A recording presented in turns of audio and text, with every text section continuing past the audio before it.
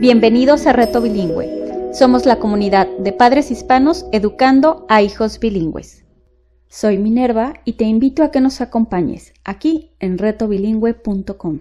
Hola, ¿cómo están? Bienvenidos a Reto Bilingüe. El día de hoy tengo un invitado. Él es Pedro de Vera, es profesor de educación integral en la Universidad Experimental del Libertador de Caracas. Y bueno, también tiene una especialidad, un posgrado, especialista en idiomas extranjeros por la Universidad de Simón Bolívar. Hola Pedro, ¿cómo estás? Bastante bien, muchas gracias y gracias por la invitación a Reto Bilingüe. Gracias a ti, bienvenido. Pedro, cuéntanos un poco quién eres para que la gente te conozca.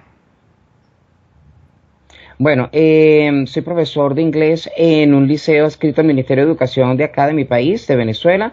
Soy egresado de la Universidad Pedagógica Experimental Libertador en Educación Integral y tengo una especialización en la enseñanza de idiomas extranjeros, mención inglés, de la Universidad Simón Bolívar. Tengo 19 años dictando clases de inglés en distintas instituciones y tengo la fortuna de contar con una sobrina quien ya llevo 6 años criándola. Tiene 6 añitos recién cumplidos ahorita en mayo y la niña ya habla los 2 idiomas, inglés y español. Perfecto. Cuéntanos qué fue lo que te motivó a que a tu sobrina empezara a educarse bilingüe. Bueno, por las oportunidades que ofrece aprender un idioma, especialmente el inglés, ya que es la lengua franca mundial, es el idioma que se habla en todo el mundo, es el idioma de los negocios, de la ciencia, de la tecnología, y hablando yo el idioma no veo, sería como muy egoísta no compartir esa ventaja con una sobrina. Entonces, y más que se está criando como si fuese mi hija aquí en la casa, entonces sería absurdo que tío bilingüe, sí, sobrina no bilingüe, lo natural es que ella también fuera bilingüe. Claro. ¿En alguna vez pensaste en que era mejor antes, desde el nacimiento, o después? ¿Alguna vez te lo planteaste? No, nunca tuve esa disyuntiva, nunca se me presentó. Precisamente por tanto como estudiar la lingüística aplicada, y sobre todo la teoría de Krashen, y tanta información que se da sobre estimulación temprana en la universidad, vi que era también importante comenzar la estimulación de la niña desde que mi hermana estaba embarazada, desde el embarazo, porque está comprobado desde que el niño está el feto está en el vientre materno, el niño puede recibir información, puede recibir estimulación, puede recibir afecto, inclusive antes de nacer.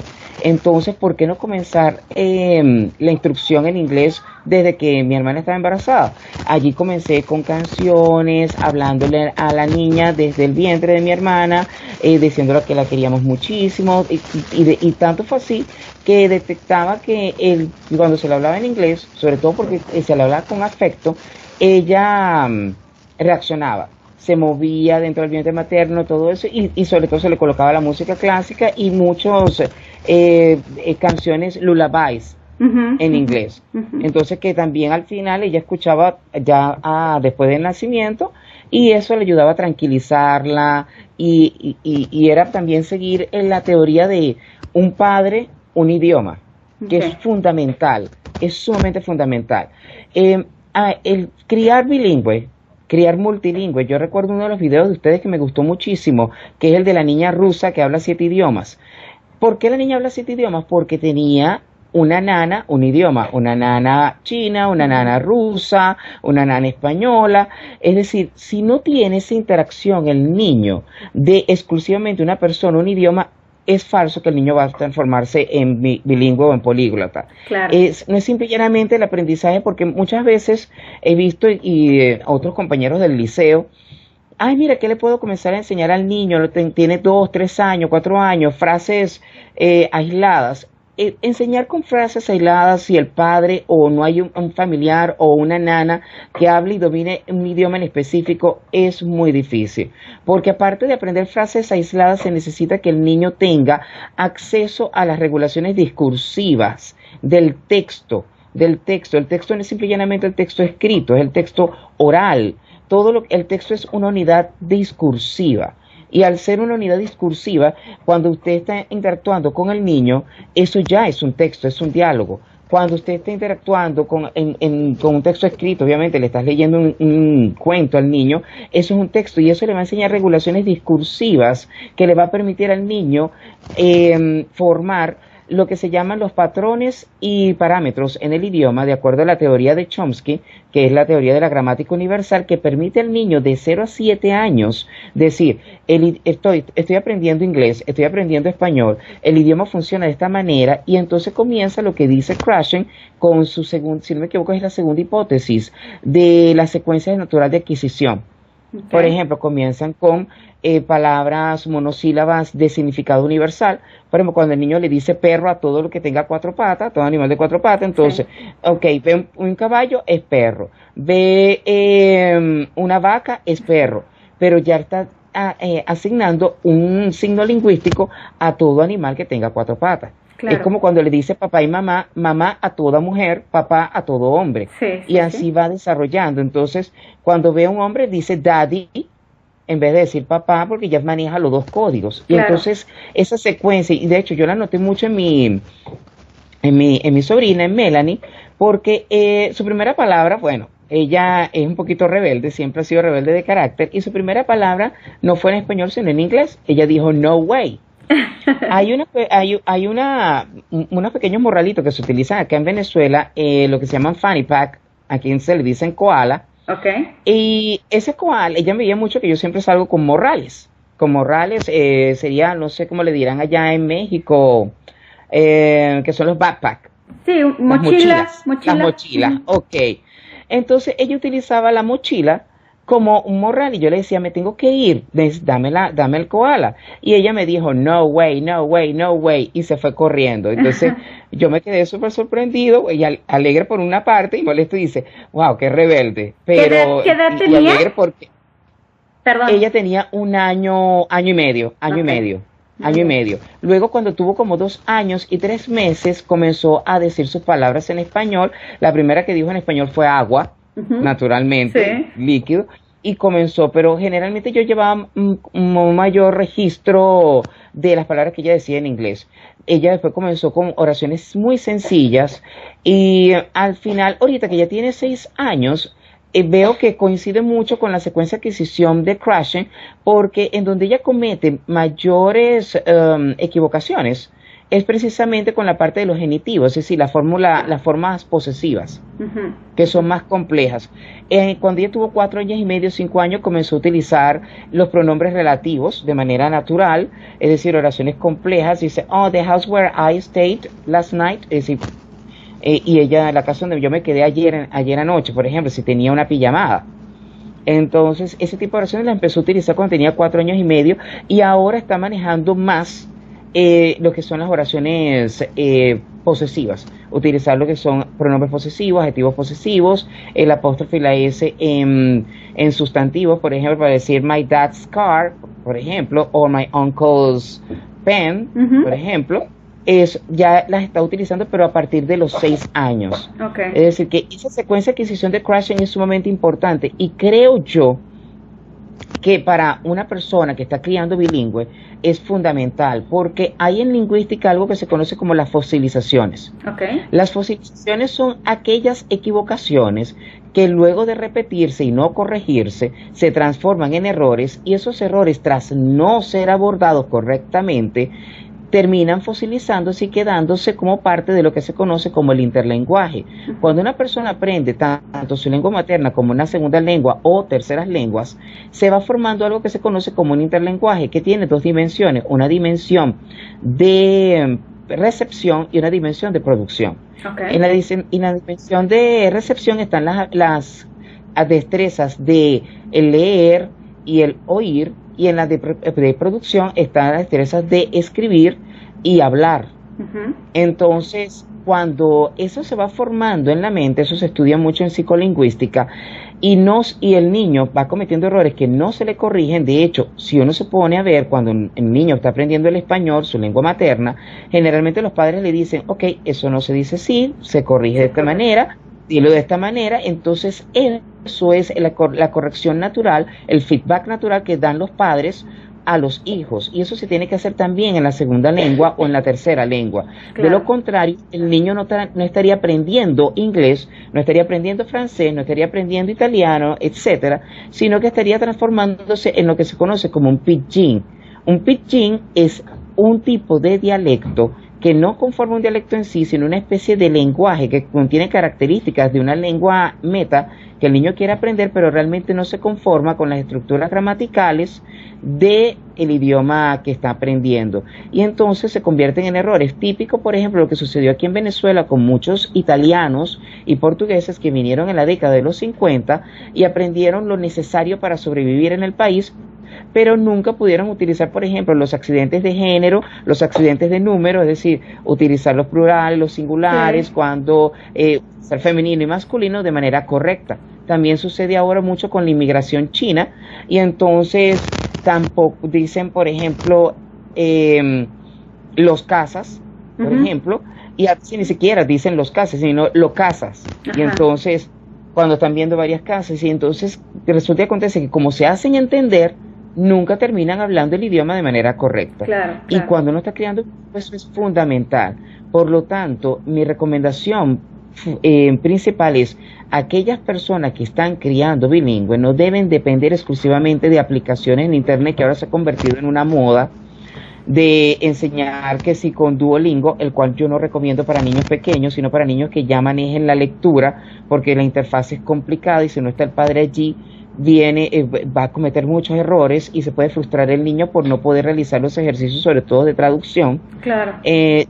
Utilizar un niño a partir de los 7 u 8 años, cuando ya esté suficientemente funcional en la lectura de su lengua materna. Otras aplicaciones para niños, yo las critico mucho en el sentido de que siempre dan frases aisladas y dan vocabulario. El vocabulario es fundamental. De hecho, aparte de las 4 destrezas que son el reading, el listening, speaking and writing, es decir, oír, escribir, leer y hablar, están los 2 subcomponentes del lenguaje, que son vocabulario y gramática, siendo de los 2 el más importante el vocabulario. Está muy bien que utilicen esas aplicaciones para adquirir vocabulario, pero eso no le da las regulaciones discursivas de cómo se usa el lenguaje en los distintos niveles. El lenguaje tiene distintos niveles. Está el nivel de realización, que es el de habla, el que estamos ahorita utilizando, que estamos en una conversación. Está el nivel semántico, que es el de los significados, y está en los vocabulario. Está el nivel pragmático, que es importantísimo, que es la parte sociocultural. Entonces es fundamental que la parte sociocultural solamente la puede adquirir un niño cuando está en interacción con un adulto significativo cuidador. Es decir, padre, madre, abuelo, abuela, tío, tía o nana. ¿Okay? Y está la parte ya lingüística, que es la parte obviamente gramatical, y la metalingüística, que es cuando yo conozco, por ejemplo, términos, por ejemplo, ya yo sé lo que es un sustantivo, un adjetivo, yo sé lo que es una anáfora, sé que es el presente continuo, el presente perfecto, el subjuntivo, pero eso es ya más de parte de lo que es la educación formal. Y allí vuelvo otra vez a Crashing. Crashing habla de 2 maneras de adquirir un idioma. Bueno, de una sola manera. Está la adquisición, cuando el conocimiento se hace automático, y es generalmente lo que se da cuando se da la ontogénesis de la L1, es decir, cuando el niño adquiere su lengua materna, sea un niño en Estados Unidos el inglés, un niño en Venezuela o en México el español, y así sucesivamente dependiendo del país.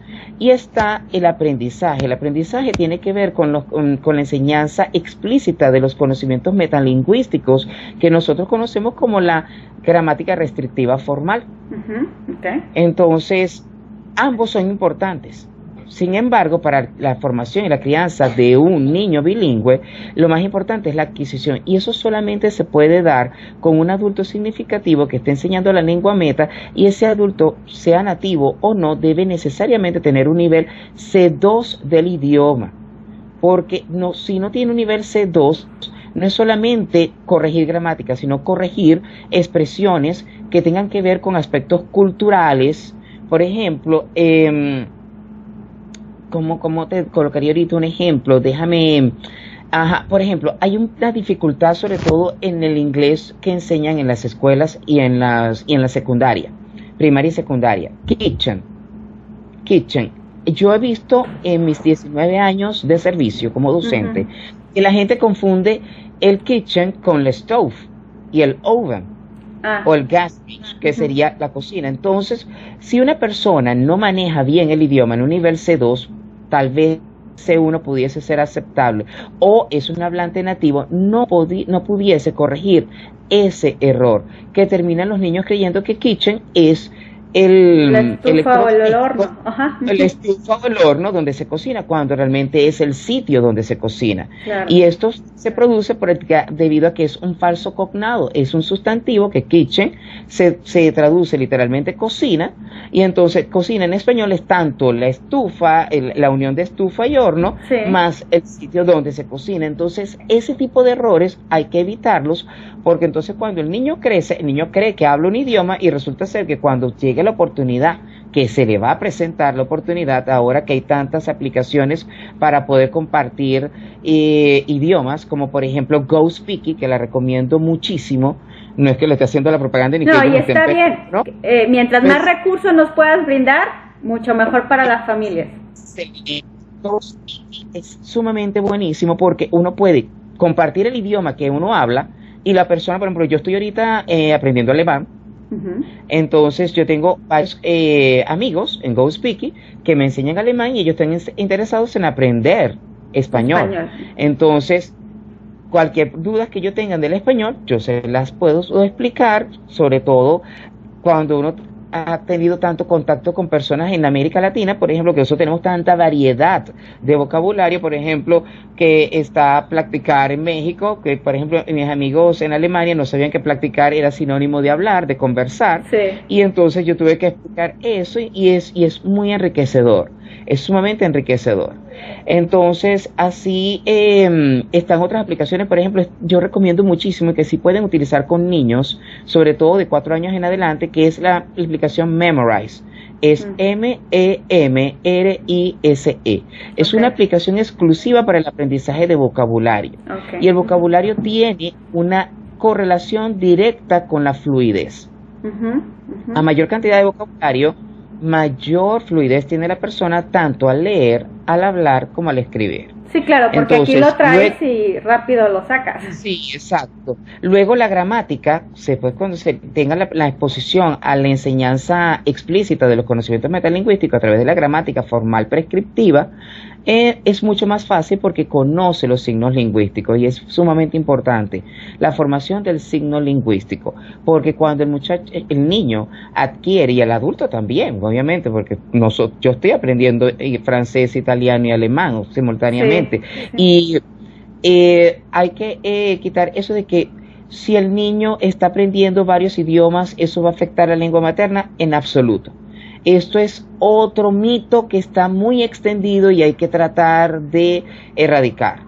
Sí. No, un niño puede aprender 1, 2, 3, 4, 5, 6, 7 idiomas. De hecho, la niña rusa es prueba de ello, siempre y cuando las condiciones estén dadas. La principal condición es que la exposición del idioma sea constante. Ujú. Segundo, que el adulto significativo que está interactuando, porque el adulto significativo no enseña. Porque cuando se enseña se está tratando de la parte de aprendizaje, como muy bien lo diferenció Krashen, y entonces el enseñar no sirve para lograr los resultados de crianza bilingüe con los niños. Eso quiere decir, por ejemplo, que yo voy a llevar a un niño a un curso y le van a dar 2 horas de inglés. Eso es una pérdida de tiempo, porque el padre debe interactuar también con el niño, y si no Así está el es. adulto significativo, cuidador, 24/7, es decir, todos los días de la semana, las 24 horas del día, el niño no va a consolidar eso, porque lo importante en el caso del niño es la interacción. Así es. La interacción va a llevar a que el niño ensaye, practique el idioma y haga cosas nuevas con el idioma, lo flexibilice, lo utilice de manera elástica e invente cosas. Que estén mal o estén bien, es excelente producción, porque si están mal, obviamente el adulto significativo le hará el feedback apropiado Claro. y corregirá el error. Pero el niño debe comenzar a jugar con el idioma. Con una clase de 1 a 2 horas, el niño tal vez aprenda momentáneamente en su memoria a corto plazo unas frases, pero si no se refuerzan, eso se pierde. Entonces el niño tiene la exposición, conoce la fonología, pero no es algo que vaya a consolidarse, porque debe haber repetición constante, variación de estímulo para que el niño pueda adquirir el idioma. Y allí voy a la parte sumamente importante de la variación de estímulo. Yo tenía el temor con mi sobrina de que ella se acostumbrara exclusivamente a entenderme a mí. Claro. Nada más, porque eso genera temor. Sí.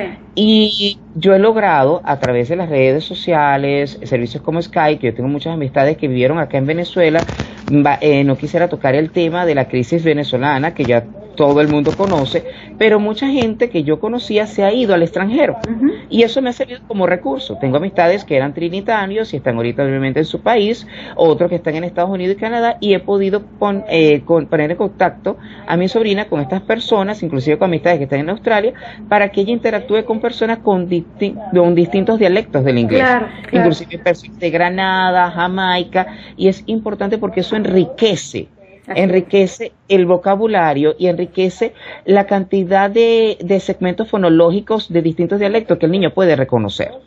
Claro. El programa favorito de mi sobrina es High Five. Lo recomiendo con los ojos cerrados.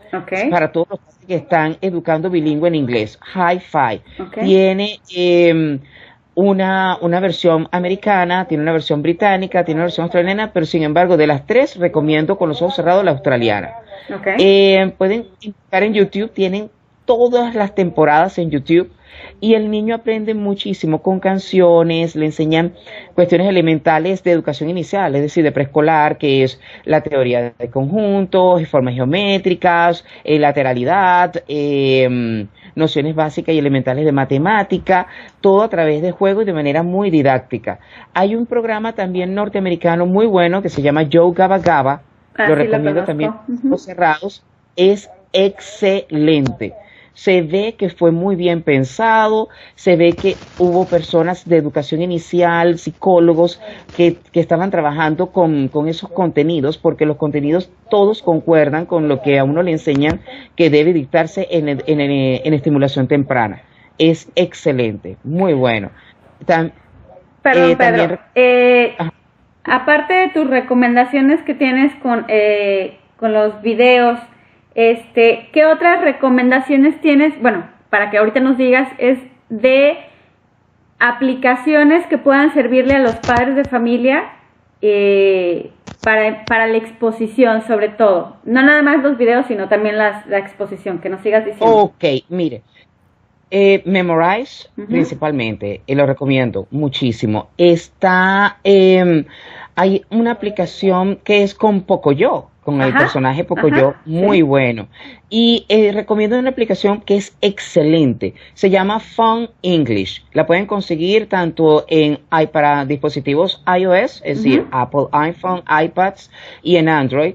También pueden conseguirlo, por ejemplo, si quieren enseñarle francés, alemán, está Fun French y Fun German. Son excelentes. Y está Dinolingo, que Fun French y Fun German, Fun English son gratis, pero de hecho, yo tengo el de Fun German, de pago. Ese de Fun German también lo tengo. Es muy bueno. Sí. Es muy bueno. Bueno. Aprende el niño vocabulario en contexto y es excelente. También recomiendo Dinolingo. Dinolingo vendría siendo lo que es el Duolingo, pero para niños. Chiquitos, es de pago y tienes Dinolingo English, Dinolingo French, Dinolingo Italian, Dinolingo German, y es muy muy bueno, pero recomiendo. Todas esas aplicaciones son excelentes siempre y cuando el padre o el adulto cuidador esté comprometido con el niño. Un niño no puede jugar o utilizar, porque para ellos es un juego, esas aplicaciones sin que el padre esté interactuando con ellos. El padre debe también ir aprendiendo con el niño. Si el padre no está allí, el niño no va a aprender. Claro. Y por ejemplo, algo que yo siempre les digo a las familias es que que estén practicando con ellos. Como tú dices, si estás buscando y ves el vocabulario y ahorita viste la palabra kitchen y luego, no sé, room o lo que sea, hacer que en tu día con día siga el niño escuchando y practicando esa palabra que aprendió en ese momento. Pues sí, es una de las mejores recomendaciones. ¿Qué recomendación puedes darnos para las familias que no tengan un nivel C2 de inglés, pero aún así estén dispuestas a tener ese compromiso para que los niños sean bilingües? Es lo que más me preguntan a mí. Oye, ¿cómo le hago si yo no hablo nada de inglés, pero yo quiero tener un hijo bilingüe? ¿Qué recomendaciones puedes dar como una iniciación o por parte de esas familias? Bueno, voy a serte sincero. No es fácil tener un niño bilingüe, es un compromiso de todos los días, a toda hora. De hecho, yo con mi sobrina, yo soy quien más sale con mi sobrina, soy que la lleva a los cumpleaños y todo eso, y estamos en la calle hablando en inglés. Estamos en el mercado hablando en inglés. Estamos comprando ropa y estamos hablando en inglés. Siempre estamos interactuando en inglés todo el tiempo. Es fundamental, porque como te dije, y como lo han dicho ustedes en otros videos, un padre, un idioma, un cuidador, un idioma. Si la persona no tiene el nivel C2 para enseñar un idioma, sea inglés o el que quiera enseñar, lo más recomendable es lo que salió en el video de la niña rusa, que lamentablemente es algo muy costoso, sí, no está para todos, pero el hecho de tener una nana o también inclusive un estudiante au pair, que hay distintas escuelas de idiomas donde hay familias que participan y tienen a esas personas, generalmente son adolescentes o muchachas jóvenes, que van a la casa, se quedan en la casa, están aprendiendo el idioma y ellas ayudan como babysitters, como niñeras, como nanas de los niños. De hecho, conozco varios casos de esa índole, de ese tipo.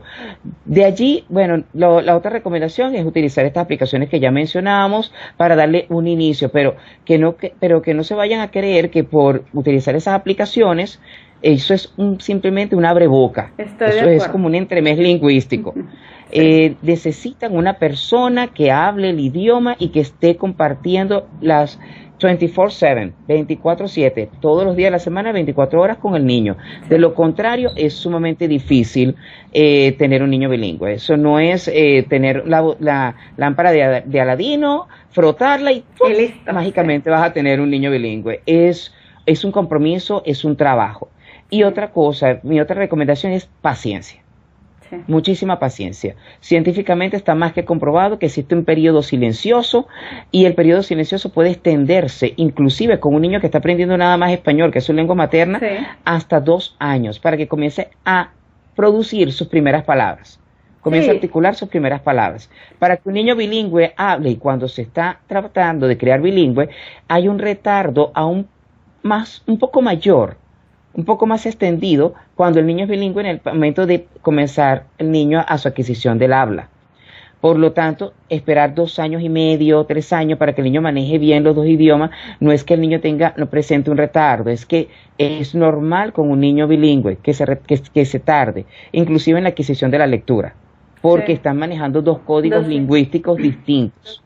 Y mientras más diferentes sean los 2 idiomas, el retardo puede extenderse un poquito más. Pedro, entonces mucha paciencia. Pedro, muchas gracias por tus recomendaciones.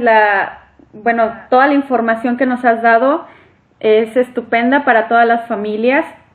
Y bueno, prácticamente seguimos en lo mismo, con la misma labor de estar promoviendo el bilingüismo en edad temprana, sobre todo. Cuéntanos cómo la gente puede contactarte o si estás dando clases particulares o algo para motivar a esas familias que puedan contactarte en Venezuela. Bueno, sí doy clases particulares, doy cursos de inglés para niños, jóvenes y adultos. Me pueden contactar a través del correo electrónico depiso.pa26@outlook.com. Ok, muy bien, pues muchas gracias, Pedro. Es un placer tenerte aquí como invitado en Reto Bilingüe y sobre todo con toda esa información que nos diste, está genial. Invitamos pues a las familias a que sigan con esta labor y por supuesto si tienen alguna duda o quieran contactar a Pedro, pues ahí están sus datos. Lo voy a poner aquí en la descripción debajo del video para cualquier cosa. Muchísimas gracias, Pedro, por esta entrevista. No, gracias a ustedes. Muchísimas gracias y continúen con esa bella labor con Reto Bilingüe. Muchas gracias. Muchísimas gracias por escucharnos. Esto fue Reto Bilingüe. Te invitamos a que nos visites en nuestra página de retobilingüe.com y te suscribas a nuestro boletín y puedas recibir nuestras últimas publicaciones con consejos, con recursos, con entrevistas de familias bilingües y bueno, con muchas cosas más. También nos puedes seguir en nuestras páginas de Facebook, de Twitter, de Google Plus y de YouTube y nos puedes encontrar como Reto Bilingüe. Muchas gracias. Esto fue Reto Bilingüe con Minerva.